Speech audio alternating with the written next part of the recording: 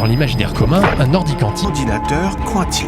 La mécanique quantique. Pourquoi l'ordinateur quantique ne fonctionne toujours pas? Bon, déjà, un ordinateur quantique, c'est quoi? Eh bien, c'est un calculateur, déjà, un gros calculateur et qui utilise les propriétés quantiques de la matière comme la vitesse atomique ou la composition des ions pour effectuer des opérations complexes à partir de données. Contrairement à ce qu'on peut penser, ce n'est pas un super ordinateur gavé à l'héroïne ou une version améliorée de celui-ci, non. C'est magique? Non, c'est quantique. La principale différence entre l'ordinateur quantique et l'ordinateur classique, c'est la manière d'encoder l'information. En effet, l'ordinateur normal travaille sur le passage ou non du courant électrique. On dira 1, il y a du courant, et 0, il n'y a pas de courant, et c'est ce qu'on appelle des bits, et c'est la base de l'informatique. Et le très saint élément qui laisse passer le courant et formule les différentes combinaisons, c'est le transistor. Avec ces 0 et ces 1, on peut représenter n'importe quel nombre, qu'on va ensuite additionner, multiplier ou comparer pour faire tout ce qu'on veut foutre avec, des lettres, des opérations, des couleurs, etc. Tout tourne autour des bits et des transistors, plus il y en a, plus il y aura d'opérations et plus notre ordinateur sera puissant. Le problème, c'est que pour faire ça, il faut miniaturiser les transistors, ce qui n'est pas infini. Ça devient trop petit. Il y a des transistors de la taille de l'ADN humaine. On arrive à une limite physique. En revanche, on n'est pas obligé de représenter ces 0 et ces 1 par de l'électricité. Non, on peut faire ça avec n'importe quoi de physique. Avec par exemple les propriétés des électrons et des ions contenus dans la matière, ou en étudiant le comportement de supraconducteurs. Dans tous les cas, ce sont des événements régis par la physique quantique, et c'est pour ça qu'on appelle ces bits-là des qubits. Q pour quantique, et bit, je crois que vous savez ce que ça veut dire. Mais avec les qubits, on ne va pas avoir des 0 ou des 1, mais les deux à la fois, et tout ce qu'il y a entre ces deux chiffres, grâce à un procédé appelé la superposition des états.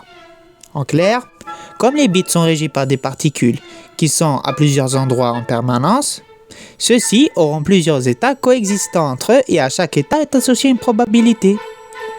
Il faut ensuite étudier ces probabilités et les comparer, puis refaire l'opération racine carrée de n probabilité de fois et on regarde laquelle revient le plus souvent. Et alors? Eh bien ça marche. Pour illustrer mon propos, prenons l'exemple d'une recherche de vidéo YouTube. Un ordinateur classique va aléatoirement comparer le code de notre recherche avec les codes de toutes les vidéos, un par un, jusqu'à ce qu'il trouve le résultat demandé, ce qui prend beaucoup de temps. Mais en quantique, notre code est toujours chiffré en 0 et en 1, mais puisque ces chiffres sont superposés pour tous les codes de vidéo, l'ordinateur peut les prendre tous d'un seul coup et les comparer en une seule fois pour trouver le résultat demandé. Compris? J'ai rien compris. Oui c'est pas grave. Bon, en résumé, imaginez un labyrinthe. Quel chemin doit-on prendre pour en sortir? L'ordinateur classique, lui, va tester aléatoirement tous les chemins un par un jusqu'à trouver celui de sortie, peu importe si c'est le meilleur chemin, du moment que le résultat est atteint.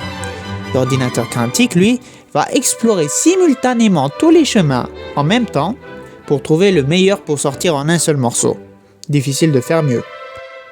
Et là où il excelle, c'est dans le calcul ultra complexe. Et les promesses sont totalement folles. Par exemple, pour modéliser une molécule permettant de soigner une maladie intraitable aujourd'hui. Mieux, elle pourra sécuriser encore plus nos connexions ou casser des codes les plus incassables de l'histoire de la cryptographie. Il a été démontré dans les dernières années qu'un ordinateur quantique peut résoudre efficacement, donc en l'intérieur de quelques secondes, quelques minutes, des problèmes qui prendraient des centaines d'années à résoudre avec l'ordinateur classique le plus puissant qu'on connaisse. Voilà. Mais cette machine n'est pas infaillible, comme on le verra plus tard. Et comme je vous ai bien bousillé le cerveau, voici un petit récapitulatif sur le fonctionnement de cette technologie. Les ordinateurs classiques calculent avec des bits, alors que les ordinateurs quantiques calculent avec des qubits. Les premiers travaillent avec des transistors sur du courant électrique, pendant que les seconds utilisent la propriété de la matière. Et enfin, les premiers calculent alternativement les possibilités, alors que les seconds, eux, les calculent en simultané, ce qui nous fait gagner un temps et un pognon de dingue. Ça vient d'où? Toi, t'es venu d'où, toi? Eh bien, même si les plus grandes avancées dans ce domaine ne remontent qu'à une quarantaine d'années, l'idée même d'ordinateur quantique existe depuis bien avant. grâce aux avancements de la physique quantique, une science complètement folle mais qu'on n'a pas le temps d'évoquer ici. C'est Richard Feynman qui décrit pour la première fois l'idée de machine quantique en 1982. Et 3 ans plus tard, David Deutsch démontra le potentiel d'une telle machine. Puis le mouvement s'accélère de plus en plus pendant les années 90, mais il fallut attendre les années 2000 pour qu'IBM, le géant mondial de l'informatique, puisse mettre au point le premier prototype grâce à des puces en silicium. Puis des inventions en matière de physique et d'ingénierie viennent de jour en jour ajouter une pierre à la sophistication et à la conceptualisation de cette machine révolutionnaire. Après tout ce que je vous ai dit là, maintenant, vous croyez sûrement que cette machine est infaillible et est le futur de l'humanité. Faut toujours dire Inch'Allah. Il n'y a que 10 ordinateurs de ce genre dans le monde, et leur développement ne signifie pas la mort du calculateur classique, car il ne peut faire ni traitement de texte, ni plan, ni toute autre activité subjective. Il n'a ni écran ni interface, il ne fait que des calculs. Donc, on écrit notre code sur un ordi classique, et on l'insère dans un quantique pour qu'il fasse les calculs souhaités. Et globalement, c'est tout. L'honorable ami que vous voyez là, enfin s'il est honorable, est super encombrant.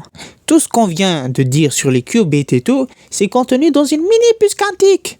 Une toute petite puce. Et le reste, me direz-vous, ce sont que des aimants qui permettent de mettre en marche cette puce. De plus, il faut conserver l'appareil dans un frigo de moins 273 degrés. Un congélateur donc.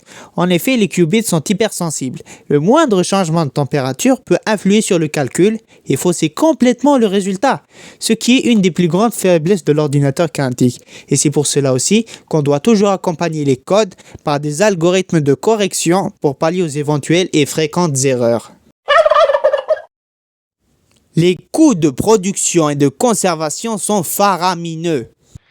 Si la connerie n'est pas remboursée par les assurances sociales, vous finirez sur la paille. Donc la multiplication de ces appareils n'est assurée que par de grands financements de l'État ou des grandes entreprises. De plus, le développement de cette technologie a causé de nombreuses inquiétudes chez les scientifiques.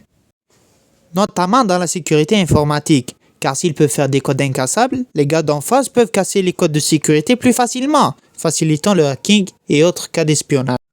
Néanmoins, l'ordinateur quantique possède un bel avenir devant lui, et ce, malgré ses défis et ses limites, pour ses avantages cités précédemment, mais aussi pour sa puissance de calcul.